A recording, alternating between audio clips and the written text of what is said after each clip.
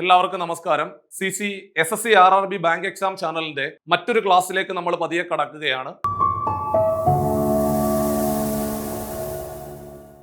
നിങ്ങൾ ഓരോരുത്തരും നമ്മുടെ RRB ഗ്രൂപ്പ് ഡി പരീക്ഷയ്ക്ക് വേണ്ടി അപ്ലൈ ചെയ്ത് കഴിഞ്ഞ് പഠനത്തിലേക്ക് കടന്ന ഒരുപാട് പേരുണ്ട്. ഇനി പരീക്ഷയ്ക്ക് അപ്ലൈ ചെയ്യാതെ പഠനത്തിലേക്ക് കടന്ന ഒരുപാട് പേരുണ്ട്. അപേക്ഷിക്കണോ വേണ്ടയോ എന്ന് ചിന്തിച്ചുകൊണ്ട് ഇരിക്കുന്ന ഒരുപാട് പേരുമുണ്ട്. നിങ്ങൾ വേറൊന്നും ആലോചിക്കേണ്ട ആവശ്യമില്ല. നിങ്ങൾ 10ാം ക്ലാസ് യോഗ്യത ഉള്ള ഉദ്യോഗാർത്ഥിയാണെങ്കിൽ പരീക്ഷയ്ക്ക് അപേക്ഷിക്കുക, അത്രേ ഉള്ളൂ. വേറെ കാര്യമൊന്നും ആലോചിക്കേണ്ട. അതിനപ്പുറത്ത് പരീക്ഷയ്ക്ക് അപേക്ഷിക്കുക. പരീക്ഷയ്ക്ക് അപേക്ഷിക്കാനുള്ള അവസാന തീയതി എന്ന് പറയുന്നത് കുറച്ച് ദിവസം കൂടി കഴിയുമ്പോൾ അവസാനിക്കുകയാണ്. അതായത് മാർച്ച് 9 എന്ന് പറയുമ്പോൾ ഇനി നിങ്ങളുടെ മുമ്പിൽ കുറച്ച് ദിവസങ്ങൾ മാത്രമാണ് ബാക്കിയുള്ളത്. പരീക്ഷയ്ക്ക് അപ്ലൈ ചെയ്യുക, പഠിക്കുക, ഇത്ര മാത്രം നിങ്ങൾ ഓർത്തിരുന്നാൽ മതി. അപ്പോൾ വരാൻ പോകുന്ന പരീക്ഷയ്ക്ക് കഴിഞ്ഞ തവണ പരീക്ഷ എഴുതി ഒരുപാട് പേരുമായിട്ട് ബന്ധപ്പെട്ടുകൊണ്ട് നമ്മൾ ലൈവ് സെഷൻ നമ്മൾ കണ്ടക്ട് ചെയ്തിട്ടുണ്ടായിരുന്നു. അവർക്ക് ആ കഴിഞ്ഞ 2025 നടന്നുപോയ പരീക്ഷയ്ക്ക് എങ്ങനെയാണ് ചോദ്യങ്ങൾ വന്നത്, എവിടെയൊക്കെയാണ് പിഴവുകൾ സംഭവിച്ചത്, ആ പിഴവുകൾ ആവർത്തിക്കാതിരിക്കാൻ പുതുതായിട്ട് പരീക്ഷ എഴുതുന്ന ആൾക്കാരും അതേപോലെ കഴിഞ്ഞ തവണ പരീക്ഷ എഴുതാതിരുന്നവരും ഒക്കെ എങ്ങനെയാണ് പരീക്ഷയ്ക്ക് വേണ്ടിയിട്ട് തയ്യാറെടുക്കേണ്ടത് എന്നുൾപ്പെടെയുള്ള കംപ്ലീറ്റ് കാര്യങ്ങൾ നമ്മൾ പല വീഡിയോ സെഷനിലായിട്ട് നിങ്ങളെ അറിയിച്ച കാര്യമാണ്. ഇനി നമ്മൾ ഇന്നത്തെ ക്ലാസ് പ്രധാനമായിട്ടും പോകുന്നത് നിങ്ങൾക്ക് എല്ലാവർക്കും അറിയാം, നമ്മുടെ ഗ്രൂപ്പ് ഡി പരീക്ഷയുമായിട്ട് ബന്ധപ്പെട്ടുകൊണ്ട് ഇനി ഒരു അറിവ് നൽകേണ്ട ആവശ്യമില്ല. എത്രയും പെട്ടെന്ന് പരീക്ഷയ്ക്ക് വേണ്ടിയിട്ട് അപേക്ഷ സമർപ്പിക്കുക എന്നുള്ളതല്ലാതെ വേറൊന്നും ആലോചിക്കേണ്ട ആവശ്യമില്ല. പരീക്ഷയ്ക്ക് വേണ്ടിയിട്ട് അപേക്ഷ സമർപ്പിച്ചതിന് ശേഷം നന്നായിട്ടിരുന്ന് പഠിക്കുക എന്നുള്ള കാര്യം മാത്രം ആലോചിച്ചാൽ മതി. നിങ്ങൾ ആ സ്ക്രീനിലേക്ക് കാണുമ്പോൾ CCയോടൊപ്പം ചേർന്ന് നിന്നുകൊണ്ട് പഠിച്ചുപോയ ഒരുപാട് ഉദ്യോഗാർത്ഥികളാണ് നിങ്ങൾക്ക് അവിടെ ബോർഡിൽ കാണാൻ സാധിക്കുന്നത്. അവരും ഇതേപോലെ നിങ്ങളെപ്പോലെ തന്നെ ഉദ്യോഗാർത്ഥി എന്ന് പറയുന്ന പട്ടത്തിൽ നിന്നും അവരിന്ന് വിവിധ സർവീസുകളിലെ സ്റ്റേറ്റ് ഗവൺമെന്റിന്റെ ആണെങ്കിലും അല്ലെങ്കിൽ സെൻട്രൽ ഗവൺമെന്റ് ആണെങ്കിലും വിവിധ സർവീസുകളിലേക്ക് അവര് ഉദ്യോഗസ്ഥരായിട്ട് മാറുന്നതിന്റെ പിറകില് അവര് അനുഭവിച്ച യാതനകൾ ഒരുപാട് ഉണ്ടായിരുന്നു. ഒരുപാട് പരാജയങ്ങൾ ഏറ്റുവാങ്ങിയിട്ടാണ് അവസാനം വിജയത്തിലെത്തിയത്. അവര് ആ നടന്നുപോയ വഴിയിലെ ഒരുപാട് പരിഹാസങ്ങളും അവർ ഏറ്റുവാങ്ങിയിട്ടുണ്ട്. അപ്പൊ ഒരു മത്സര പരീക്ഷയ്ക്ക് തയ്യാറെടുക്കുമ്പോൾ ഇത്തരം പരാജയങ്ങളും പരിഹാസങ്ങളും പ്രശ്നങ്ങളും ബുദ്ധിമുട്ടുകളും ഒക്കെ ചൂണ്ടിക്കാണിച്ചുകൊണ്ട് എനിക്കിതൊന്നും പറ്റത്തില്ല എന്ന് പറയുന്നതല്ല. നിങ്ങൾ അതിശക്തമായിട്ട് വാശിയോടുകൂടി നിങ്ങളുടെ ആ സ്വപ്നത്തിലേക്കുള്ള യാത്ര വളരെ ഭംഗിയായിട്ട് മറ്റുള്ളവർ പറയുന്നത് കേൾക്കാതെ മുമ്പോട്ട് നടന്നു നീങ്ങുക തന്നെ ചെയ്യണം. കാരണം നമ്മളുടെ സ്വപ്നങ്ങളാണ് നാളെ നമ്മുടെ ജീവിതമാകുന്നത്. അപ്പോൾ നമ്മൾ ആ സ്വപ്നം യാഥാർത്ഥ്യം ആക്കുക, അതുവഴി നമ്മുടെ ജീവിതം നമ്മൾ നല്ല രീതിയിൽ ഡെവലപ്പ് ചെയ്തുകൊണ്ട് മുമ്പോട്ട് പോവുക എന്നുള്ളതൊക്കെ അല്ലേ നമ്മുടെ ലക്ഷ്യം എന്ന് പറയുന്നത്. അപ്പൊ അതുകൊണ്ട് പരീക്ഷയ്ക്ക് വേണ്ടിയിട്ട് നന്നായിട്ട് അങ്ങ് തയ്യാറെടുക്കുക എന്നുള്ള കാര്യം മാത്രമേ ഉള്ളൂ. ഇനി നമുക്കറിയാം, മാത്സിനകത്ത് 25 ചോദ്യങ്ങളാണ് പരീക്ഷയ്ക്ക് ചോദിക്കുന്നത്. അതേപോലെ തന്നെ റീസണിങ്ങിനകത്ത് 30 ചോദ്യങ്ങൾ ഉണ്ടാവും. അപ്പോൾ 30ഉം 25ഉം കൂടെ കൂട്ടിയാൽ 55 മാർക്ക് വരുന്നത് മാത്സും റീസണിങ്ങും മാത്രമാണ്. നിങ്ങൾ ഒരു ദിവസം ഒരു 4 മണിക്കൂറാണ് പഠിക്കാൻ ഇരിക്കുന്നതെങ്കിൽ ഒരു 3 മണിക്കൂർ സമയമെങ്കിലും minimum maths reasoning portion cover ചെയ്യുവാൻ വേണ്ടിയിട്ട് ഉപയോഗിക്കുന്ന ഉദ്യോഗാർത്ഥിക്ക് അടുത്ത റാങ്ക് പട്ടികയിലെ ഇടം പിടിക്കുവാൻ സാധിക്കും. സോ അതിനു വേണ്ടിയിട്ട് വളരെ ഭംഗിയുള്ള ഒരു ചുവട് വെപ്പോട് കൂടിയാണ് നിങ്ങൾ മുമ്പോട്ട് പോകേണ്ടത് എന്ന് ഒരിക്കൽ കൂടി ഓർമ്മിപ്പിച്ചുകൊണ്ട് 2025 ഒരു ഷിഫ്റ്റിൽ NTPC പരീക്ഷയ്ക്ക് ചോദിച്ച ചോദ്യങ്ങളാണ് നമ്മൾ ഇന്ന് ഗ്രൂപ്പ് ഡി പരീക്ഷയുമായിട്ട് തയ്യാറെടുക്കുമ്പോൾ നിങ്ങളുടെ മുമ്പിലേക്ക് വെച്ച് നീട്ടുന്നത്. അപ്പൊ നിങ്ങൾ ആലോചിക്കും, സാർ ഈ ചോദ്യങ്ങൾ ഞങ്ങൾക്ക് NTPC പരീക്ഷകൾക്ക് ഉപകാരപ്പെടുമോ? എടാ കുഞ്ഞുങ്ങളെ, നമുക്ക് ഇവിടെ സിലബസിനകത്ത് വലിയ മാറ്റങ്ങളില്ല. നിങ്ങൾ NTPC പരീക്ഷയ്ക്ക് തയ്യാറെടുക്കുന്നവരായിക്കോട്ടെ, ഗ്രൂപ്പ് ഡി പരീക്ഷയ്ക്ക് തയ്യാറെടുക്കുന്നവരായിക്കോട്ടെ, അല്ലെങ്കിൽ അസിസ്റ്റന്റ് ലോക്കോ പൈലറ്റ് പോലെയുള്ള പരീക്ഷകൾക്ക് തയ്യാറെടുക്കുന്നവരായിക്കോട്ടെ, സിലബസ് എല്ലാം സെയിമാ. അപ്പോൾ ഈ പരീക്ഷ നടത്തുന്ന ഏജൻസി സെയിം ആയതുകൊണ്ട് നമ്മൾ ആ ടോപ്പിക്കിൽ നിന്നുള്ള പ്രീവിയസ് ഇയർ ചോദ്യങ്ങൾ ചെയ്ത് പഠിച്ചു മുമ്പോട്ട് പോകുന്നവന് ഈ പരീക്ഷ ഏറ്റവും ഭംഗിയായിട്ട് ക്രാക്ക് ചെയ്യുവാൻ സാധിക്കും. അത്ര മാത്രമേ ഉള്ളൂ. അപ്പോൾ ഉദ്യോഗാർത്ഥി എന്ന് പറയുന്ന ആ ഒരു പട്ടത്തിൽ നിന്നും ഉദ്യോഗസ്ഥരാകുക എന്ന് പറയുന്ന ആ ഒരു യാത്രയിലാണ് നമ്മളിപ്പോൾ നിൽക്കുന്നത്. നിങ്ങളുടെ യാത്ര 2027 2028 കൂടി വളരെ ഭംഗിയായിട്ട് അവസാനിക്കട്ടെ എന്ന് ആത്മാർത്ഥമായിട്ട് പ്രാർത്ഥിച്ചുകൊണ്ട് നമ്മുടെ ഇന്നത്തെ ക്ലാസ്സിലെ ഒന്നാമത്തെ ചോദ്യം ദാ പിടിച്ചു. ചോദ്യം ഇതാണ്. ആ ചോദ്യം നിങ്ങൾ നോക്കിക്കേ. ചോദ്യം ചോദിച്ചിരിക്കുന്ന പരീക്ഷ 5/6/2025 ആദ്യ ഷിഫ്റ്റിലെ നമ്മുടെ ഗ്രാജുവേറ്റ് ലെവൽ NTPC പരീക്ഷയ്ക്ക് ചോദിച്ച വളരെ പ്രധാനപ്പെട്ട ഒരു ചോദ്യമാണ്. ചോദ്യം: സലീലിന്റെ ശമ്പളം ആദ്യം 15% കുറച്ചു, അതിനുശേഷം പുതുക്കിയ ശമ്പളം 10% കൂട്ടി. അങ്ങനെയാണെങ്കിൽ നിലവിലെ ശമ്പളവും പഴയ ശമ്പളവും തമ്മിൽ എന്ത് മാറ്റമാണ് വന്നത് എന്നാണ് ചോദ്യം. Final salary less than his initial salary. അതായത് ഇപ്പോഴത്തെ ശമ്പളം, പുതിയ ശമ്പളം എന്ന് പറയുന്നത് പഴയ ശമ്പളത്തിനേക്കാൾ എത്ര പെർസെന്റേജ് കുറവാണ് എന്നാണ് നമ്മുടെ ചോദ്യം. വളരെ പ്രധാനപ്പെട്ട ചോദ്യം, സ്ഥിരമായിട്ട് പരീക്ഷയ്ക്ക് ചോദിക്കുന്ന ഏറ്റവും പ്രധാനപ്പെട്ട ചോദ്യമാണിത്. ഈ ചോദ്യം കാണുമ്പോഴേ നിങ്ങൾക്ക് എല്ലാവർക്കും അറിയാം, എടാ മക്കളെ, ഇത് ഡബിൾ പെർസെന്റേജ് ക്വസ്റ്റ്യൻ അല്ലേ? ഇത്ര ശതമാനം കൂട്ടി ഇത്ര ശതമാനം കുറച്ചെന്നോ, അല്ലെങ്കിൽ വീണ്ടും കൂട്ടി അങ്ങനെ ഡബിൾ പെർസെന്റേജ് വരുന്ന എല്ലാ ചോദ്യങ്ങളും ചെയ്തെടുക്കാനുള്ള ഇക്വേഷൻ എന്താണ്? X plus y plus XY divided by 100 ആണെന്ന് നമുക്ക് എല്ലാവർക്കും അറിയാം. കണ്ടോ? ഡബിൾ പെർസെന്റേജ് ചോദ്യങ്ങൾ പരീക്ഷയ്ക്ക് ചോദിച്ചാൽ equation x plus y plus XY divided by 100. ഇവിടെ എക്സ് എന്ന് പറഞ്ഞാൽ ആദ്യത്തെ ശതമാന സംഖ്യ, എടാ വൈ എന്ന് പറഞ്ഞാൽ രണ്ടാമത്തെ ശതമാന സംഖ്യയാണ്. ഇവിടെ എക്സ് എന്ന് പറയുന്നത് 15 ആണ്, വൈ എന്ന് പറയുന്നത് 10 ആണ്. പക്ഷേ കുറയ്ക്കുകയാണെങ്കിൽ മൈനസ് കൊടുക്കണം, കൂട്ടുവാണെങ്കിൽ പ്ലസ് കൊടുക്കണം, മറന്നു പോകരുത്. രണ്ടും കുറയുവാണെങ്കിൽ രണ്ടും മൈനസ്, രണ്ടും കൂടുവാണെങ്കിൽ രണ്ടും പ്ലസ്. ആരാണോ കുറയുന്നത് അവന് മൈനസ്, ആരാണോ കൂടുന്നത് അവന് പ്ലസ്. അങ്ങനാണെങ്കിൽ 15% കുറച്ചു എന്നല്ലേ പറഞ്ഞിരിക്കുന്നത്? അപ്പൊ എക്സിന്റെ വില എത്ര? എക്സിന്റെ വില -15.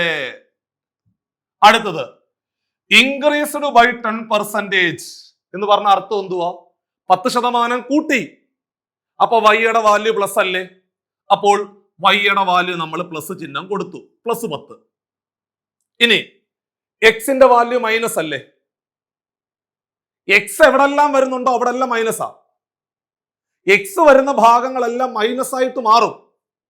അപ്പൊ എക്സ് ഇവിടെ നിപ്പോ ഉണ്ട്, ആ ഭാഗം മൈനസ് ആയി. കാരണം എക്സിന്റെ വില മൈനസ് ആണെങ്കിൽ എക്സ് വരുന്ന എല്ലാ ഭാഗങ്ങളിലും മൈനസ് ഉണ്ടാവും. അപ്പോൾ എക്സിന്റെ വില 15 ആണ്, വൈയുടെ വില 10 ഡിവൈഡഡ് ബൈ 100 എന്ന് വരും. താഴെ കിടക്കുന്ന ഈ പൂജ്യം കട്ടായി. ഓക്കെ അല്ലേ? ഈ -15 പ്ലസ് 10 മൈനസ് 15നെ 10 കൊണ്ട് ഹരിച്ചാൽ 1.5 എന്ന് വരും. ഒരു സംഖ്യ 10 കൊണ്ട് ഹരിക്കാൻ ഒരു സ്ഥാനം ഇടത്തോട്ട് മാറ്റി കുത്തിട്ടാൽ മതി. 15നെ 10 കൊണ്ട് ഹരിച്ചാൽ 1.5 എന്ന് വരും. ഇനി ഒന്നുമില്ല, ഇനി ഒന്നും ചെയ്യാനില്ല. -15ഉം +10ഉം കൂടെ ചേർന്ന് എത്ര?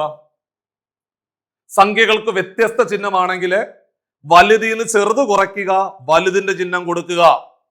അപ്പോൾ -15ഉം +10ഉം കൂടെ ചേർന്നാൽ -5 എന്ന് വരും. ആ -5ഉം -1.5 കൂടെ ചേർന്നാൽ -5ഉം -1.5 കൂടെ ചേർന്നാൽ -6.5.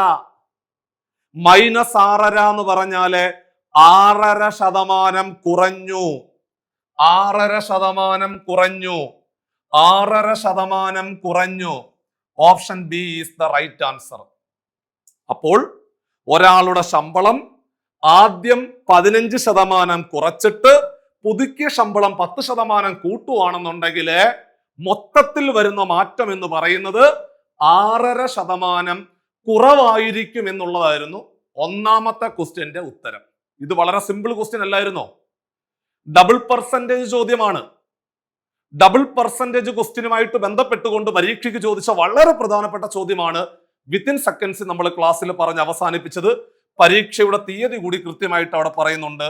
രണ്ടാമത്തെ ക്വസ്റ്റ്യൻ അതേ പരീക്ഷയിൽ തന്നെ അതേ ഷിഫ്റ്റ് ആണ്, ഒരു മാറ്റവും ഇല്ല.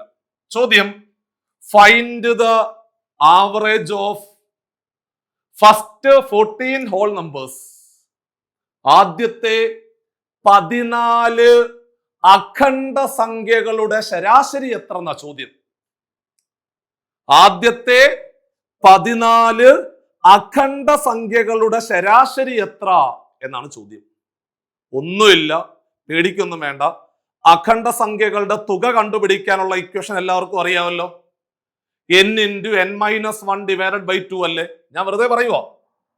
n × n-1 ഡിവൈഡഡ് ബൈ 2 എന്ന് പറയുന്നത് ആദ്യത്തെ ഇത്ര അഖണ്ഡ സംഖ്യകളുടെ തുക കണ്ടുപിടിക്കാനുള്ള ഇക്വേഷൻ ആണ്, മറന്നു പോകരുത്. അറിയാത്തവർ അതും കൂടെ നോട്ട് ചെയ്തോണം. അപ്പോൾ അഖണ്ഡ സംഖ്യകളുടെ തുക എന്ന് പറയുന്നത് n × n-1 ഡിവൈഡഡ് ബൈ 2 ആണ്. എവിടെങ്കിലും ഉപകാരപ്പെടും. Sum of first 50 whole numbers. ആദ്യത്തെ 50 അഖണ്ഡ സംഖ്യകളുടെ തുക എത്ര? ആദ്യത്തെ 100 അഖണ്ഡ സംഖ്യകളുടെ തുക എത്ര? ആദ്യത്തെ 500 അഖണ്ഡ സംഖ്യകളുടെ തുക എത്ര? n × n-1 divided by 2. പക്ഷെ ഇവിടെ ചോദ്യം അതല്ല. ആദ്യത്തെ 14 അഖണ്ഡ സംഖ്യകളുടെ ശരാശരി എത്ര എന്ന ചോദ്യം.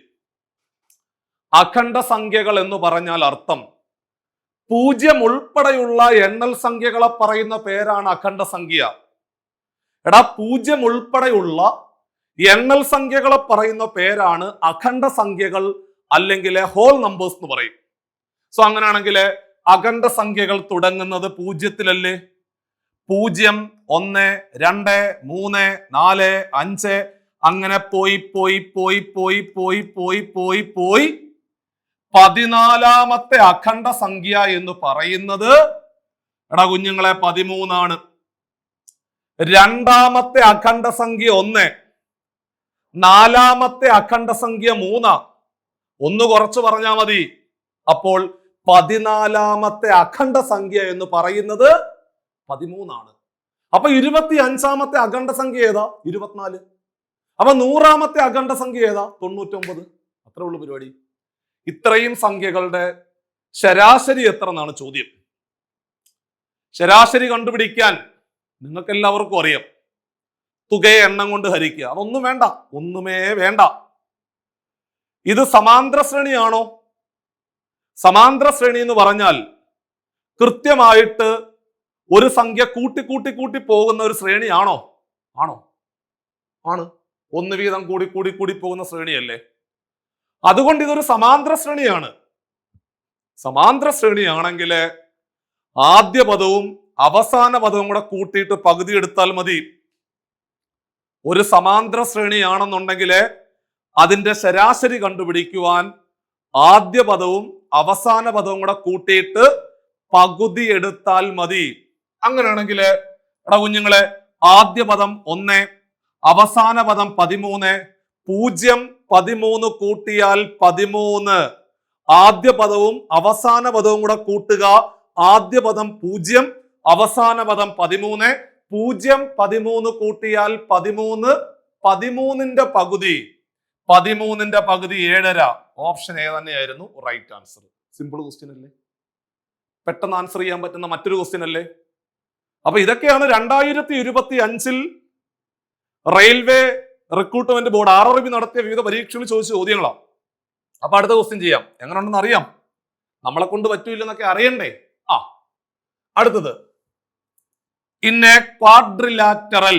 മക്കളെ, ക്വാഡ്രിലാറ്ററൽ എന്ന് പറഞ്ഞാൽ ചതുർഭുജം. എടാ, ചതുർഭുജം ABCD. ചതുർഭുജം ABCD. ചതുർഭുജം എന്ന് പറഞ്ഞാൽ 4 വശങ്ങളുള്ള ദ്വിമാന രൂപങ്ങളെ പറയുന്ന പേരാണ് ചതുർഭുജം. ചതുരം, സമചതുരം, സാമാന്തരികം, സമഭുജ സാമാന്തരികം, ലംബകം. ഇതിനെല്ലാം 4 വശങ്ങളാണ്. അപ്പോൾ നമ്മളൊരു വെറുതെ ഒരു ക്വാഡ്രിലാറ്ററൽ ഞാൻ വെറുതെ വരച്ചു, ചുമ്മാ. അത് ABCD ആണ്. ABCD കണ്ടോ? അപ്പോൾ ഞാൻ ഒരു ചതുർഭുജം ABCD വരച്ചു. ഇവിടെ മക്കളെ AB യുടെ നീളം 17. സെറ്റാണോ?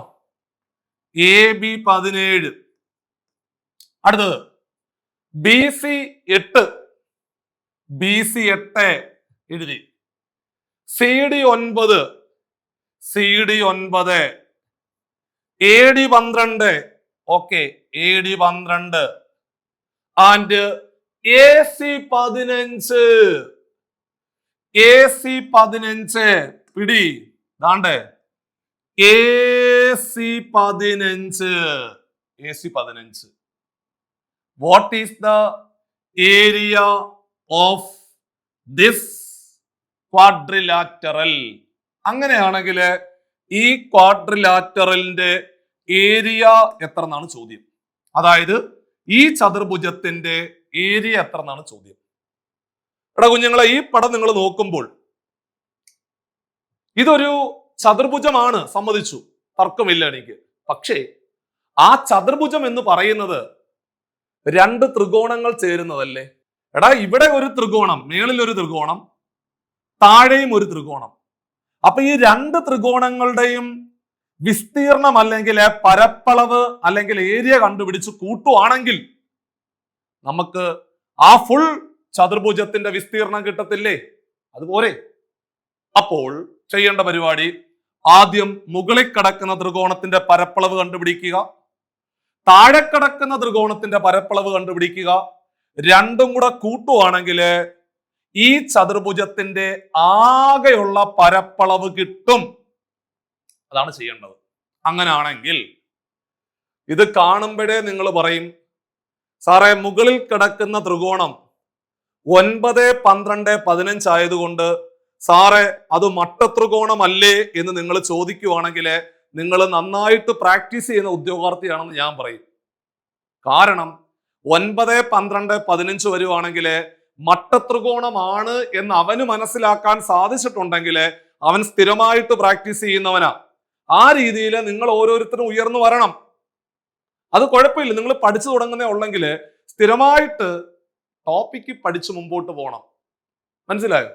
കാരണം ഞാൻ സ്ഥിരമായിട്ട് പറയാറുണ്ട്, ത്രികോണങ്ങളുടെ വശങ്ങളുടെ അംശബന്ധം 3 അംശബന്ധം 4 അംശബന്ധം 5 ആണെങ്കിൽ ഉറപ്പായിട്ടും അതൊരു മട്ടത്രികോണമായിരിക്കും. അതായത് 3 സെന്റിമീറ്റർ, 4 സെന്റിമീറ്റർ, 5 സെന്റിമീറ്റർ വെച്ച് നിങ്ങൾ ഒരു ത്രികോണം വരയ്ക്കുവാണെങ്കിൽ എടാ അത് മട്ടത്രികോണമായിരിക്കും. അല്ലെങ്കിൽ 3, 2, 6, 4, 2, 8, 5, 2, 10, 6, 8, 10 വന്ന മട്ടത്രികോണോ. അല്ലെങ്കിൽ 3, 9, 4, 3, 12, 5, 3, 15, 9, 12, 15 വെച്ചിട്ട് ഒരു ത്രികോണം വരയ്ക്കുവാണെങ്കിൽ അത് ഉറപ്പായിട്ടും മട്ടത്രികോണമായിരിക്കും. അപ്പോൾ 9, 12, 15 വന്നാൽ കണ്ണും പൂട്ടി അടിക്കാൻ മട്ടത്രികോണമാണ്. ഒരു മട്ടത്രികോണത്തിന്റെ ഏറ്റവും നീളം കൂടിയ വശത്തിനെ പറയുന്ന പേര് കർണം. ആ കർണത്തിന്റെ ഓപ്പോസിറ്റ് ആയിരിക്കും എപ്പോഴും 90 ഡിഗ്രി. ആഹാ, ഇതൊക്കെ നമ്മൾ കുഞ്ഞു ക്ലാസ്സിൽ പഠിക്കുന്ന കാര്യങ്ങളാണ്. കണ്ടോ? 9, 12, 15. അടുത്തത്, അപ്പൊ നിങ്ങൾ പറയും, സാറേ താഴെ കിടക്കുന്നത് 8, 17, 15 ആണല്ലോ, അത് മട്ടത്രികോണമാണോ? അത് മട്ടത്രികോണമാണോ എന്ന് ചോദിച്ചാൽ താഴെ കിടക്കുന്ന ത്രികോണം മട്ടത്രികോണമാണോ എന്ന് ചോദിച്ചാൽ അതും മട്ടത്രികോണമാണ്. കാരണം എന്തെന്ന് ചോദിച്ചാൽ ഇവിടെ 17ന്റെ സ്ക്വയർ എന്ന് പറഞ്ഞാൽ നിങ്ങൾക്ക് എല്ലാവർക്കും അറിയാം 289 ആണ് അല്ലേ? 17ന്റെ സ്ക്വയർ 289 അല്ലേ? അതൊക്കെ മനസ്സിൽ വരേണ്ടതാ. 8ന്റെ സ്ക്വയർ 64 അല്ലേ? 15ന്റെ സ്ക്വയർ 225 അല്ലേ? നിങ്ങൾ ഈ ചെറിയ സംഖ്യകളുടെ സ്ക്വയർ ഒന്ന് എടുത്ത് നോക്കിക്കേ. അതായത് 15ന്റെ സ്ക്വയർ 225 ആണ്, 8ന്റെ സ്ക്വയർ 64 ആണ്, 5 4 9 6 2 8 കണ്ടോ 289 കണ്ടോ. അപ്പോൾ പാദം സ്ക്വയർ പ്ലസ് ലംബം സ്ക്വയർ ഇസ് ഈക്വൽ ടു കർണം സ്ക്വയർ എന്ന് പറയുന്ന നമ്മുടെ പൈതഗോറസ് സിദ്ധാന്തത്തിലേക്ക് നമ്മൾ എത്തിച്ചേർന്ന് കഴിഞ്ഞാൽ എടാ പിള്ളേരെ അത് മട്ടത്രികോണമാണ്. അപ്പൊ താഴെ അങ്ങനെ വരത്തുള്ളൂ. നിങ്ങൾ കൂടുതൽ കാട് കയറി ചിന്തിക്കണ്ട. ഇങ്ങനെയൊക്കെയുള്ള ചോദ്യങ്ങൾ ചെയ്തു പഠിക്കുന്നവന്റെ മനസ്സിൽ അത് ഉണ്ടാവും. അങ്ങനെ വരത്തുള്ള മട്ടത്രികോണം ആയിരിക്കും. അപ്പോൾ മട്ടത്രികോണമാണ്. ഏറ്റവും നീളം കൂടിയ വശം ഏതാ? ഏറ്റവും നീളം കൂടിയ വശം എന്ന് പറയുന്നത് 17 അല്ലേ? അതിന്റെ ഓപ്പോസിറ്റ് ആണ് 90 ഡിഗ്രി. അപ്പൊ ഇത് 90 ആയിരിക്കും. കണ്ടോ, അത് വരച്ചതിലെ മിസ്റ്റേക്ക് ആണ്. നിങ്ങൾ അത് നോക്കണ്ട. നിങ്ങൾ പറയാം സാർ അത് 90, അതൊന്നും നോക്കണ്ട. നിങ്ങൾ എപ്പോഴും ഏറ്റവും നീളം കൂടിയ വശം കർണമായിരിക്കും. ആ കർണത്തിന്റെ ഓപ്പോസിറ്റ് എപ്പോഴും 90 ആയിരിക്കും. അതങ്ങനെയാണ്. നിങ്ങൾ അതൊന്നും മൈൻഡ് ചെയ്യണ്ട. അപ്പോൾ ഇവിടെ ഏറ്റവും മുകളിൽ കിടക്കുന്നത് മട്ടത്രികോണം, ഏറ്റവും താഴെ കിടക്കുന്നതും മട്ടത്രികോണമാണ്. മട്ടത്രികോണത്തിന്റെ വിസ്തീർണം ഇതിന്റെ വിസ്തീർണവും കണ്ടുപിടിച്ച് കൂട്ടുവാണെന്നുണ്ടെങ്കിൽ ആ ഫുൾ ഷേപ്പിന്റെ വിസ്തീർണം കിട്ടത്തില്ലേ? കിട്ടും. അപ്പോൾ മുകളിൽ കിടക്കുന്ന മട്ടത്രികോണത്തിന്റെ വിസ്തീർണം കണ്ടുപിടിക്കാൻ half into base into height, കുറച്ചും കൂടെ സിമ്പിൾ ആയിട്ട് പറഞ്ഞാൽ ഹാഫ് ഇൻറ്റു പാദം ഇൻറ്റു ലംബം. അപ്പോൾ മുകളിൽ കിടക്കുന്ന മട്ടത്രികോണത്തിന്റെ ഏരിയ ഹാഫ് ഇൻറ്റു ബേസ് എന്ന് പറയുന്നത് 9. ചെറിയ 2 വശങ്ങൾ അങ്ങ് ഗുണിച്ചാൽ മതി. കർണത്തിന് അങ്ങ് ഒഴിവാക്കുക. അപ്പൊ 9 12, 9ഉം 12ഉം കൂടെ ഗുണിക്കുക. 2ഉം 12ഉം കൂടെ വെട്ടിയാൽ 6 വരും. 9ഉം 6ഉം കൂടെ ഗുണിച്ചാൽ 54. അപ്പോൾ എടാ മുകളിൽ കിടക്കുന്ന ആ ഒരു ത്രികോണത്തിന്റെ പരപ്പളവ് എന്ന് പറയുന്നത് 54 സെന്റിമീറ്റർ സ്ക്വയർ അല്ലെങ്കിൽ 54 ചതുരശ്ര സെന്റിമീറ്റർ ആണെന്ന് മനസ്സിലായി. Half into base into height, അതായത് ആ ഏറ്റവും നീളം കൂടി വശവും കളയുക. അപ്പൊ ബാക്കിയുള്ളതായിരിക്കും പാദവും ലംബവും.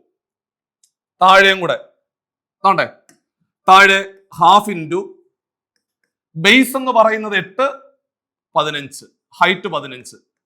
കാരണം ഏറ്റവും നീളം കൂടിയ വശം കർണമാണ്. ബാക്കിയുള്ളതാണ് പാദം ലംബം.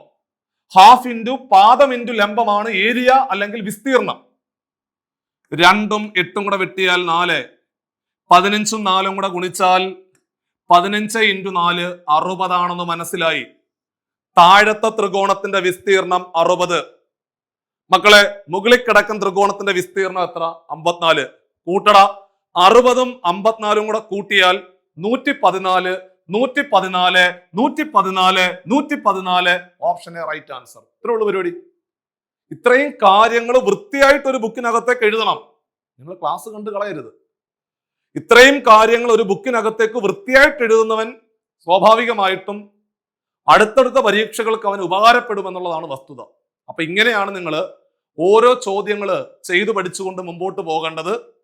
അടുത്ത ക്വസ്റ്റ്യനിലേക്ക് നമ്മൾ പതിയെ കടക്കുകയാണ്. അപ്പൊ നമുക്ക് പതിയെ അടുത്ത ചോദ്യത്തിലേക്ക് പോകാം. അടുത്ത ക്വസ്റ്റ്യൻ നിങ്ങൾ നോക്കിക്കേ. ചോദ്യം ഇതാണ്. ചോദ്യം, the marked price of a bed is 517.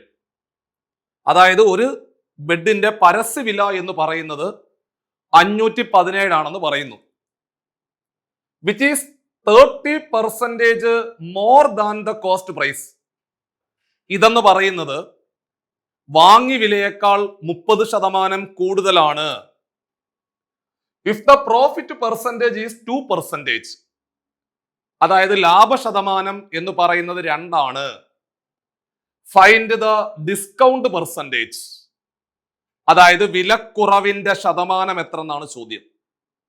അപ്പോൾ ഇവിടെ സത്യം പറഞ്ഞു കഴിഞ്ഞാൽ ഒരു സാധനം വാങ്ങിച്ചതിന് ശേഷം ഒരു കച്ചവടക്കാരൻ അയാളുടെ കടയിൽ കൊണ്ടുവന്ന് വെച്ചു, വില കൂട്ടിയിട്ടു. ആദ്യം വില കൂട്ടിയിട്ടു, അതിനുശേഷം അയാള് ഡിസ്കൗണ്ട് കൊടുത്തിട്ടുണ്ടാകും. അതുകൊണ്ടാണല്ലോ ഡിസ്കൗണ്ട് ശതമാനം കണ്ടുപിടിക്കാൻ പറഞ്ഞത്.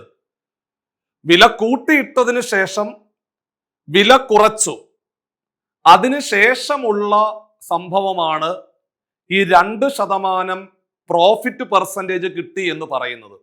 ഇതാണ്. അപ്പോ 2% പ്രോഫിറ്റ് കിട്ടി, ലാഭശതമാനം 2 കിട്ടി, വിലക്കുറവിന്റെ ശതമാനം എത്ര, ഡിസ്കൗണ്ട് ശതമാനം എത്ര എന്നാണ് ചോദ്യം. അപ്പോഴേ ആലോചിച്ചോണം, ഡബിൾ പെർസെൻറ്റേജ് ക്വസ്റ്റ്യൻ ആണ്. അപ്പൊ ഒരേ ഷിഫ്റ്റില് ഈ 5/6/2025 എന്ന് പറയുന്ന അതേ ഷിഫ്റ്റിൽ തന്നെ, ആ ഒന്നാമത്തെ ഷിഫ്റ്റിൽ തന്നെ ഡബിൾ പെർസെൻറ്റേജിന്റെ 2 ചോദ്യങ്ങളാണ് ഒരേ ക്വസ്റ്റ്യൻ പേപ്പറിനകത്ത് കയറുന്നത്. മോസ്റ്റ് ഇമ്പോർട്ടന്റ് ടോപ്പിക്കാണ് ഡബിൾ പെർസെൻറ്റേജ് എന്ന് പറയാനുള്ള പ്രധാനപ്പെട്ട കാരണം എന്ന് പറയുന്നതും ഒരേ സബ് ടോപ്പിക്കിൽ നിന്ന് ഒന്നിലധികം ചോദ്യങ്ങൾ വരുന്നു. അപ്പൊ നമ്മൾ പഴയതുപോലെ ഡബിൾ പെർസെൻറ്റേജിന്റെ ചോദ്യങ്ങളാണോ പരീക്ഷയ്ക്ക് ചോദിക്കുന്നത്? ആണെങ്കിൽ ആദ്യം തന്നെ equation x plus y plus x y divided by 100 ആണ് ഇക്വേഷൻ. നമ്മൾ വൃത്തിയായിട്ട് അങ്ങ് എഴുതി അങ്ങ് വെച്ചു. ഇവിടെ എക്സിന്റെ വില 30% കൂടുക അല്ലേ? എക്സിന്റെ വില 30% കൂടുക. നമ്മൾ പഴയതുപോലെ തന്നെ താണ്ടെ എക്സിന്റെ വില +30 അതുപോലെ എഴുതി വെച്ചു. വൈയുടെ വില അറിയില്ല, അതാണ് വില കുറയ്ക്കുന്നത്, ഡിസ്കൗണ്ട് എന്ന് പറഞ്ഞ അതാ. അപ്പൊ നമ്മള് -y എന്ന് എഴുതി വെച്ചു. y വരുന്ന ഭാഗം സ്വാഭാവികമായിട്ടും മൈനസ് ആയിരിക്കും. മൈനസ് ചിഹ്നം കൊടുത്തു. എക്സിന്റെ വില 30, വൈയുടെ വില അറിയില്ല, ഡിവൈഡഡ് ബൈ 100. അതായത് 30% വില കൂട്ടിയിട്ടിട്ട് എത്രയോ ശതമാനം വില കുറച്ചു, ഡിസ്കൗണ്ട് കൊടുത്തു. അതിനുശേഷമാണ് 2% ഡിസ്കൗണ്ട് 2. കണ്ടോ, 2% നഷ്ടമായിരുന്നെങ്കിൽ -2.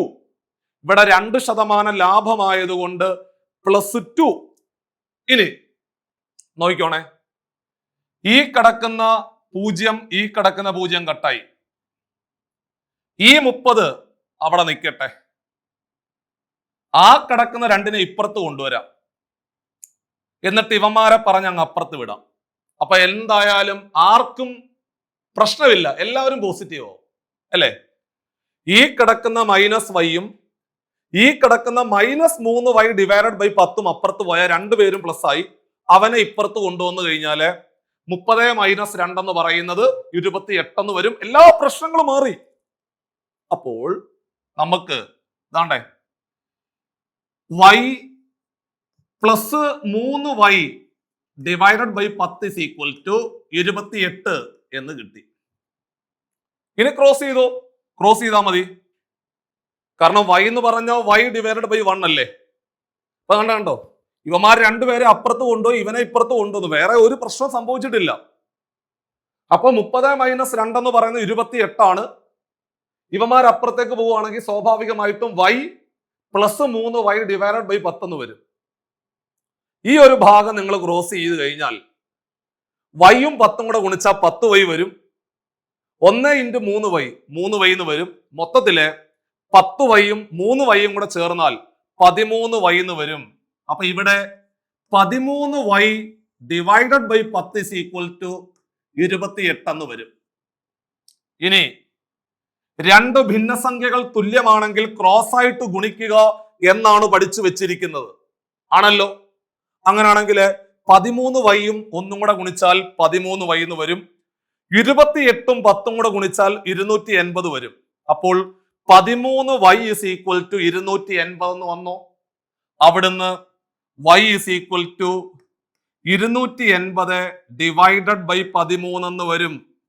280-നെ 13 കൊണ്ട് ഹരിച്ചാൽ ആൻസർ സെറ്റ്. അങ്ങനെയാണെങ്കിൽ എടാ കുഞ്ഞുങ്ങളെ, 280-നെ 13 കൊണ്ട് അങ്ങോട്ട് ഹരിച്ചാട്ടെ. 280-നെ 13 കൊണ്ട് ഹരിച്ചാല് മക്കളെ 13 2 26 ശിഷ്ടം 2 എന്ന് വരും. 0 കൂടെ താത്തിറക്കി 1 13 13 ശിഷ്ടം 7 ഒക്കെ വരും. ഉത്തരം 21 പോയിന്റ് സംതിങ് എന്ന് വരും. എടാ 21-ൽ തുടങ്ങുന്ന ഒരൊറ്റ ഓപ്ഷൻ മാത്രമേ ഉള്ളൂ, അതങ്ങ് കുത്തിക്കൂ, വേറെ പരിപാടിയൊന്നുമില്ല. ഉത്തരത്തിന്റെ തുടക്കം 21. 21-ൽ തുടങ്ങുന്ന ഒരൊറ്റ ഓപ്ഷൻ മാത്രമേ ഉള്ളൂ. Answer option C. എടുത്തത് 2 മിനിറ്റ് മാത്രം. കണ്ടോ, നിലവാരമുള്ള ക്വസ്റ്റ്യൻ ആണ്. നിലവാരമുള്ള ഈ ചോദ്യം പോലും ചെയ്തെടുക്കാൻ നമ്മൾ പരമാവധി എടുത്ത സമയം 2 മിനിറ്റ് ആണ് മാക്സിമം. ഈ ഒരു ക്വസ്റ്റ്യൻ ആണ് അങ്ങനെ സംഭവിച്ചത്. അപ്പൊ ഡബിൾ പെർസെന്റേജ് ക്വസ്റ്റ്യൻ ഇങ്ങനെയും പരീക്ഷയ്ക്ക് ചോദിക്കും. അപ്പൊ നിങ്ങൾ ചോദിക്കും, സാറേ 517 വെറുതെ തന്നതാണോ? ആണ്, അതിൽ പ്രസക്തിയില്ല. ഇവിടെ വിലക്കുറവിന്റെ ശതമാനം എത്ര, ഡിസ്കൗണ്ട് പെർസെന്റേജ് ആണ് കണ്ടുപിടിക്കേണ്ടത്. അപ്പോൾ വളരെ പ്രധാനപ്പെട്ട ഒരു ചോദ്യം കൂടി ഞാൻ ക്ലാസ്സിൽ വളരെ ഭംഗിയായിട്ട് പറഞ്ഞ് അവസാനിപ്പിച്ചിരിക്കുകയാണ്. അടുത്ത ക്വസ്റ്റ്യൻ വയസ്സുമായിട്ട് ബന്ധപ്പെട്ടുകൊണ്ട് ചോദിച്ച ചോദ്യം. ചോദിച്ചത് 5/6/2025 ആദ്യ ഷിഫ്റ്റിലെ NTPC ഗ്രാജുവേറ്റ് ലെവൽ പരീക്ഷയ്ക്ക് ചോദിച്ച നല്ലൊരു ക്വസ്റ്റ്യൻ ദാ പിടിച്ചു. വയസ്സ് കാണുമ്പോഴേ നിങ്ങൾ സന്തോഷിക്കണം. കാരണം വയസ്സെന്ന് പറയുന്ന ടോപ്പിക്കിന് ഒരു ചോദ്യം പരീക്ഷയ്ക്ക് ചോദിച്ചാൽ എത്ര ഡിഫിക്കൽട്ട് ആണെങ്കിലും 100% ആൻസർ കിട്ടും. ചെയ്തു പഠിച്ചാൽ കിട്ടാവുന്ന ഏറ്റവും നല്ലൊരു ടോപ്പിക്കാണ് വയസ്സ്. എപ്പോഴും ചോദ്യങ്ങൾ വരാറുണ്ട്. ആരൊക്കെയാ? രാഹുലുണ്ട്, അതേപോലെ രാഹുലിന്റെ മകളും ഉണ്ട്. എഴുതാം. അപ്പോൾ രാഹുലുണ്ട്, അതേപോലെ മകളും ഉണ്ട്. നമുക്ക് താഴോട്ട് എഴുതാം. രാഹുൽ, പിന്നെ മകൾ, ഡോട്ടർ.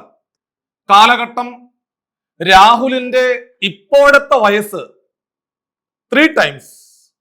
ഇപ്പോഴത്തെ വയസ്സെന്ന് പറയുന്നത് മകളുടെ വയസ്സിന്റെ 3 മടങ്ങാണെന്നാ പറയുന്നത്. രാഹുലിന്റെ ഇപ്പോഴത്തെ വയസ്സ് മകളുടെ വയസ്സിന്റെ 3 മടങ്ങാണ് എന്ന് പറയുന്നു. ഓക്കെ. 8 വർഷത്തിന് ശേഷം, 8 years from now, എടാ 8 വർഷത്തിന് ശേഷം രാഹുലിന്റെ വയസ്സ് will be 5 years more than twice.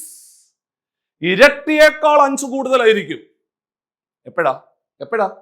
8 വർഷം കഴിയുമ്പോൾ രാഹുലിന്റെ വയസ്സ് മകളുടെ വയസ്സിന്റെ ഇരട്ടിയേക്കാൾ 5 കൂടുതലായിരിക്കും. ഇരട്ടിയേക്കാൾ 5 കൂടുതലായിരിക്കുമെങ്കിൽ എടാ കുഞ്ഞുങ്ങളെ, ചോദ്യം രാഹുലിന്റെ ഇപ്പോഴത്തെ വയസ്സ് എത്ര എന്നാണ് ചോദ്യം.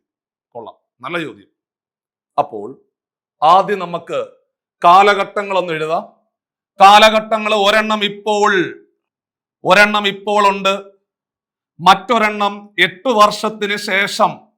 ഇപ്പോഴും ഉണ്ട്, 8 വർഷത്തിന് ശേഷം ഉണ്ട്. ഇപ്പോഴത്തെ കാര്യം കൃത്യമായിട്ട് പറയുന്നുണ്ട്. ഇപ്പോൾ 3 മടങ്ങാണ്. എടാ ഇപ്പോ 3 മടങ്ങാ. ഇപ്പോൾ 3 മടങ്ങാണെങ്കിൽ എടാ കുഞ്ഞുങ്ങളെ, മകളുടെ വയസ്സ് നമുക്ക് X എന്നങ്ങ് എടുക്കാം. അങ്ങനെയാണെങ്കിൽ രാഹുലിന്റെ ഇപ്പോഴത്തെ വയസ്സ് 3 മടങ്ങ് എന്ന് പറഞ്ഞാൽ 3x. 3 മടങ്ങ് എന്ന് പറഞ്ഞാൽ 3x. അപ്പോൾ രാഹുലിന്റെ മകളുടെ ഇപ്പോഴത്തെ വയസ്സെന്ന് പറയുന്നത് X ആണെങ്കിൽ നമ്മൾ പറയും രാഹുലിന്റെ വയസ്സെന്ന് പറഞ്ഞാൽ 3 മടങ്ങ് 3x. സ്വാഭാവികമായിട്ട് 8 വർഷം കഴിയുമ്പോൾ 8 കൂടത്തില്ലേ? നിങ്ങൾക്ക് ഇപ്പോൾ 10 വയസ്സുണ്ടെങ്കിൽ 8 വർഷം കഴിയുമ്പോൾ അത് 18 ആവത്തില്ലേ? എടാ 8 വർഷം കഴിയുമ്പോൾ 8 കൂടത്തില്ലേ? അങ്ങനാണെങ്കിൽ രാഹുലിന്റെ ഇപ്പോഴത്തെ വയസ്സ് 3x ആണെങ്കിൽ 8 വർഷം കഴിയുമ്പോൾ അത് 3x + 8 ആയിട്ട് മാറും എന്നുള്ള കോമൺ സെൻസ് ആർക്കും ഇല്ലേ? എല്ലാവർക്കും ഉണ്ട്. അതേപോലെ മകളുടെ ഇപ്പോഴത്തെ വയസ്സ് X ആണെങ്കിൽ 8 വർഷം കഴിയുമ്പോൾ അത് 8 കൂടും, അതായത് X + 8 ആയിട്ട് മാറും. എഴുതി വെച്ചു. ഇനിയാണ് നിങ്ങൾ കയറി പിടിക്കേണ്ട പോയിന്റ്. 8 വർഷത്തിന് ശേഷം, അപ്പൊ കണ്ണുകൾ അങ്ങോട്ട് പോണം. 8 വർഷത്തിന് ശേഷം രാഹുലിന്റെ വയസ്സ്, 8 വർഷത്തിന് ശേഷം രാഹുലിന്റെ വയസ്സെന്ന് പറഞ്ഞതാണ് ഈ സാധനമാണ്. കണ്ടോ? 8 വർഷത്തിന് ശേഷം രാഹുലിന്റെ വയസ്സെന്ന് പറഞ്ഞാൽ ഈ സാധനമാണ്. ആ സാധനം എന്ന് പറയുന്നത്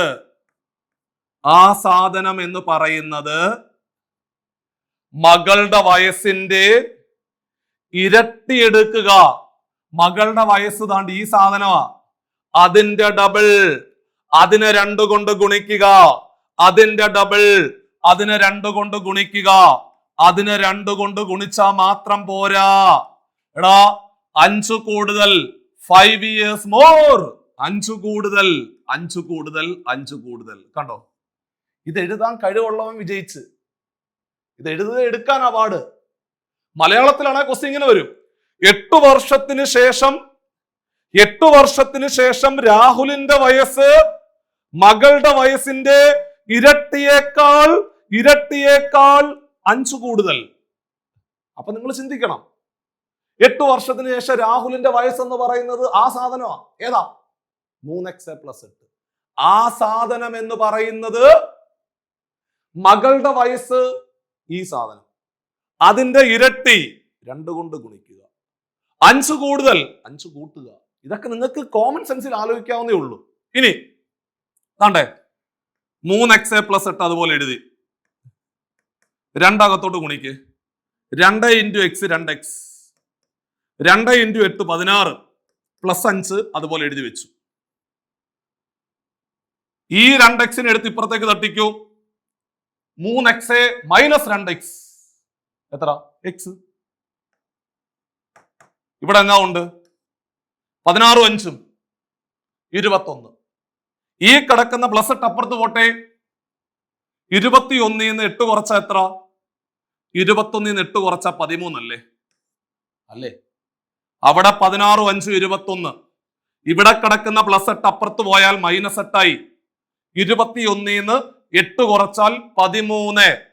എക്സിന്റെ വില 13. ചോദിച്ചത് ഫൈൻഡ് രാഹുൽസ് പെർസെന്റേജ്. രാഹുലിന്റെ ഇപ്പോഴത്തെ വയസ്സ് എത്ര? രാഹുലിന്റെ ഇപ്പോഴത്തെ വയസ്സെന്ന് പറഞ്ഞാൽ 3x അല്ലേടാ പിള്ളേരെ? രാഹുലിന്റെ ഇപ്പോഴത്തെ വയസ്സെന്ന് പറഞ്ഞാൽ 3x അല്ലേ? എക്സിന്റെ വില 13. അപ്പോൾ 3x എന്ന് പറഞ്ഞ 3 × 13 39 അല്ലേ? Answer option A is the right answer. Simple question.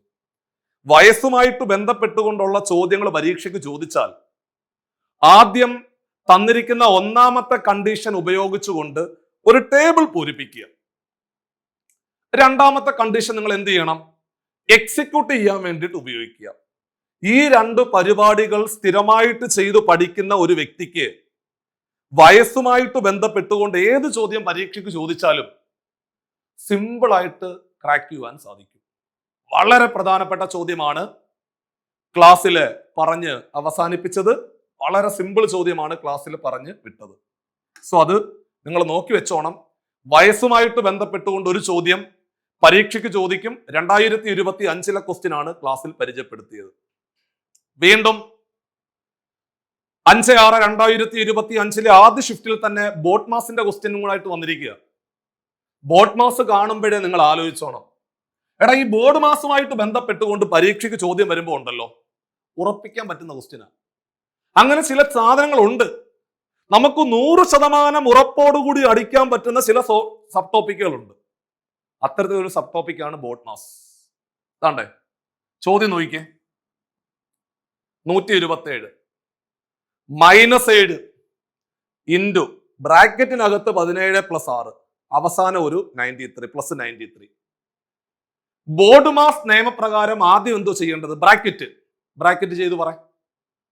Bracket അങ്ങോട്ട് ചെയ്ത് കഴിഞ്ഞാൽ ദാണ്ടേ വേറൊന്നും ചെയ്യണ്ട. 127 -7 ഇൻറ്റു 17 6 കൂടെ കൂട്ടി എത്ര? 17 6 കൂടെ കൂട്ടി 23. വേറൊന്നുമേ ചെയ്യണ്ട. കണ്ടോ ഭംഗിയായിട്ട് ബ്രാക്കറ്റ് കളഞ്ഞില്ലേ? ബോർഡ് മാസ് നിയമപ്രകാരം ആദ്യം ചെയ്യേണ്ടത് ബ്രാക്കറ്റ് ചെയ്തു. രണ്ടാമത് ഓഫ് ഉണ്ടോ? ഓഫ് എന്ന് പറയുന്ന വാക്കുണ്ടോ ഇതിനകത്ത്? ഇല്ല. അപ്പൊ ബ്രാക്കറ്റ് കഴിഞ്ഞാൽ ഓഫ് കഴിഞ്ഞാൽ പിന്നെ ഡിവിഷൻ ഉണ്ടോ? ഹരണമുണ്ടോ? അതുമില്ല, രക്ഷപ്പെട്ടു. അപ്പൊ ഡിവിഷൻ ഇല്ലെങ്കിൽ പിന്നെ ആരാ? മൾട്ടിപ്ലിക്കേഷൻ ഉണ്ടോ? ഉണ്ട്. അപ്പൊ അടുത്ത സ്റ്റെപ്പ് ആരാ ചെയ്യേണ്ടത്? മൾട്ടിപ്ലിക്കേഷൻ. ഒന്നും കൂടെ ബ്രാക്കറ്റ്, അത് കഴിഞ്ഞാൽ ഓഫ്, ഡിവിഷൻ, മൾട്ടിപ്ലിക്കേഷൻ, അഡീഷൻ, ഏറ്റവും അവസാനം മാത്രമേ സബ്ട്രാക്ഷൻ ചെയ്യാൻ പാടുള്ളൂ. അതാണ് നിയമം. അങ്ങനാണെങ്കിൽ അടുത്ത സ്റ്റെപ്പിലെ മൾട്ടിപ്ലിക്കേഷൻ അതാണ്ടേ 127 മൈനസ് 23 7 കൂടെ ഗുണിച്ചാൽ 7 3 21 ശിഷ്ടം 2, ഈ 7 14 14 2 16 പ്ലസ് 93 എന്ന് വരും. അതായത് 23-നെ 7 കൊണ്ട് ഗുണിച്ചാൽ 161 എന്ന് വരും.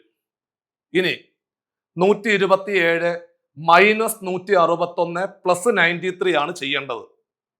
നിങ്ങൾ ചെയ്യണം നിർബന്ധമൊന്നുമില്ല. നിങ്ങൾ നോക്കിക്കേ, ഇവിടുത്തെ ഒറ്റയുടെ സ്ഥാനത്തെ അക്കം എത്ര? ലാസ്റ്റ് ഡിജിറ്റ് എത്ര? 7. അവിടെ എത്ര? 1. അവിടെ എത്ര? 3. 7 ന്ന് 1 കുറച്ച എത്ര? എടാ 7 ന്ന് 1 കുറച്ച 6 അല്ലേ? ആ 6ന്റെ കൂടെ 3 കൂട്ടി എത്ര? 6 3 9. അതായത് ഉത്തരത്തിന്റെ അവസാന തക്ക 9. 9ൽ അവസാനിക്കുന്നവന്മാർ എത്ര പേരുണ്ട്? പറയേ. 9ൽ അവസാനിക്കുന്ന എത്ര ഓപ്ഷൻ ഉണ്ടെന്ന് നോക്കിയേ. ഒറ്റ ഒരെണ്ണമല്ലേ ഉള്ളൂ. ആൻസർ 59. ചെയ്യണോ? വേണ്ട. അപ്പൊ ഉത്തരത്തിന്റെ അവസാനത്തെ അക്കം പ്രഡിക്റ്റ് ചെയ്തുകൊണ്ട് ആൻസറിലേക്ക് എത്തുവാൻ കൂടി സാധിക്കും എന്നുള്ളതാണ് വസ്തുത. അത് നിങ്ങൾ മറന്നു പോകാൻ പാടില്ല. ഇനി വളരെ പ്രധാനപ്പെട്ട ഒരു ഇൻഫർമേഷൻ നിങ്ങളിലേക്ക് എത്തിക്കുകയാണ്. നിങ്ങൾക്കറിയാം, നമ്മുടെ പരീക്ഷയുടെ അപേക്ഷ സമർപ്പിക്കാനുള്ള അവസാന തീയതി എന്ന് പറയുന്നത് മാർച്ച് 9 ആണല്ലേ. അപ്പോൾ കുറച്ച് മണിക്കൂറുകൾ മാത്രമാണ് നമ്മുടെ മുമ്പിൽ ബാക്കി നിൽക്കുന്നത്. അപ്പൊ നിങ്ങൾ എല്ലാവരും പരീക്ഷയ്ക്ക് വേണ്ടിയിട്ട് അപേക്ഷ സമർപ്പിക്കുക. അതുമായിട്ട് ബന്ധപ്പെട്ടുകൊണ്ടുള്ള മാത്സിനകത്ത് 2025 ചോദ്യം ഒന്ന് ക്ലാസ്സിൽ പറഞ്ഞു തന്നിട്ടുണ്ട്. ഇത്തരത്തിലുള്ള ക്ലാസ്സുകളൊക്കെ തന്നെയാണ് നമ്മൾ ആപ്പിനകത്തും പ്രൊവൈഡ് ചെയ്യുന്നത്. ലൈവ് ക്ലാസ്സുകളായിട്ട് നിങ്ങളുടെ മുമ്പിലേക്ക് വരും. എല്ലാവർക്കും മനസ്സിലാക്കാൻ പറ്റുന്ന കാര്യങ്ങളാണ്. അപ്പോൾ ഈ ഒരു പരീക്ഷ അപേക്ഷിച്ചതിന് ശേഷം എങ്ങനെയാണ് പഠിച്ചു തുടങ്ങേണ്ടത് എന്നുള്ള കാര്യം കൃത്യമായിട്ട് പറഞ്ഞു തരുവാൻ വേണ്ടിയിട്ട് നമ്മുടെ RRB വിങ്ങിലെ എക്സ്പേർട്ട് ഫാക്കൽറ്റി ആസിഫ് സാറ് നിങ്ങളെ മാർച്ച് 10 തീയതി ഒരു ഫ്രീ വെബിനാർ നിങ്ങൾക്ക് വേണ്ടിയിട്ട് കണ്ടക്ട് ചെയ്യുന്നുണ്ട്. അതായത് RRB പരീക്ഷകൾ ആദ്യമായിട്ട് എഴുതുന്നവരെയും കഴിഞ്ഞ തവണ എഴുതി ചെറിയ മാർക്കുകൾക്ക് ഒരു ചെറിയ പരാജയ ഭീതി ഉള്ളവരും സേഫ് അല്ല എന്ന് ചിന്തിക്കുന്നവരും പുതുതായിട്ട് അപേക്ഷിച്ചവരും ഇനി അപേക്ഷിക്കാതെ എൻ്റെ ഈ വാക്കുകൾ കേട്ടതിന് ശേഷം അപേക്ഷ കൊടുത്തവർക്കും എല്ലാവർക്കും നിങ്ങൾക്ക് ഈ മാർച്ച് 10 തീയതി രാത്രി 8 മണിക്ക് ഒരു ഫ്രീ വെബിനാർ ഈ സാറ് കണ്ടക്ട് ചെയ്യുന്നുണ്ട്. അപ്പോൾ സാറിന്റെ വെബിനാറിൽ പ്രധാനമായിട്ടും നിങ്ങളോട് പറഞ്ഞു തരുന്നത് എങ്ങനെയാണ് ഈ പരീക്ഷയ്ക്ക് വേണ്ടി തയ്യാറെടുക്കേണ്ടത്, ഏത് മേഖലകൾക്കാണ് നിങ്ങൾ പ്രാധാന്യം കൊടുത്തുകൊണ്ട് പഠിക്കേണ്ടത്, എന്നാണ് പരീക്ഷ നടക്കുക, എങ്ങനെയാണ് പ്രിപ്പയർ ചെയ്യേണ്ടത്, കൃത്യം ഉത്തരം നിങ്ങൾക്ക് ആ വെബിനാറിൽ നിന്ന് കിട്ടും. അത്തരം വെബിനാർ കൂടി നിങ്ങൾ പരമാവധി പ്രയോജനപ്പെടുത്തുക. അതിനു വേണ്ടിയിട്ട് നിങ്ങൾക്ക് ആ ബോർഡ് നമ്പറിൽ കോൺടാക്ട് ചെയ്തുകൊണ്ട് ഈ വെബിനാറിൽ നിങ്ങൾ ഓരോരുത്തരും രജിസ്റ്റർ ചെയ്യുക. വെബിനാറിൽ പങ്കെടുക്കുക. ഫ്രീ വെബിനാർ ആണ്. അതിനുശേഷം നിങ്ങൾക്ക് നിങ്ങളുടെ ദൗത്യത്തിലേക്കുള്ള കൃത്യം ഡയറക്ഷൻ നിങ്ങൾക്ക് കിട്ടും. സോ സാധ്യതകളെല്ലാം പരമാവധി പ്രയോജനപ്പെടുത്തിക്കൊണ്ട് നിങ്ങൾ മുമ്പോട്ട് നടന്നു നീങ്ങുക എന്നുള്ള കാര്യം വീണ്ടും സ്നേഹത്തിന്റെ ഭാഷയിൽ ഓർമ്മപ്പെടുത്തുകയാണ്. അപ്പോൾ നമ്മുടെ ഇന്നത്തെ ക്ലാസ് ഇവിടെ വൈൻഡപ്പ് ചെയ്യുവാണ്. ഇതിന്റെ ബാക്കി ചോദ്യങ്ങളുമായിട്ട് നമുക്ക് വീണ്ടും അടുത്തൊരു സെഷന് വീണ്ടും ഇരിക്കാം. നിങ്ങൾക്ക് ഓരോരുത്തർക്കും ഈ ക്ലാസ് ഉപകാരപ്പെട്ടു എന്ന് ഞാൻ വിശ്വസിക്കുകയാണ്. ചാനൽ ആദ്യമായിട്ടാണ് കാണുന്നതെങ്കിൽ സബ്സ്ക്രൈബ് ചെയ്യുക. അതുപോലെ വീഡിയോ RRB ഗ്രൂപ്പ് ഡി പരീക്ഷ എഴുതുന്ന ഉദ്യോഗാർത്ഥികളിലേക്ക് ഷെയർ ചെയ്തെത്തിക്കുക. മാക്സിമം സപ്പോർട്ട് ചെയ്യുക. ഇതിന്റെ ബാക്കി ക്ലാസ്സുമായിട്ട് നമുക്ക് അടുത്ത സെഷനിൽ വീണ്ടും കാണാം. നന്നായിട്ട് പഠിക്കുക. നെഗറ്റീവായിട്ട് ചിന്തിക്കുന്ന ആൾക്കാരിൽ നിന്ന് മാറി നിൽക്കുക.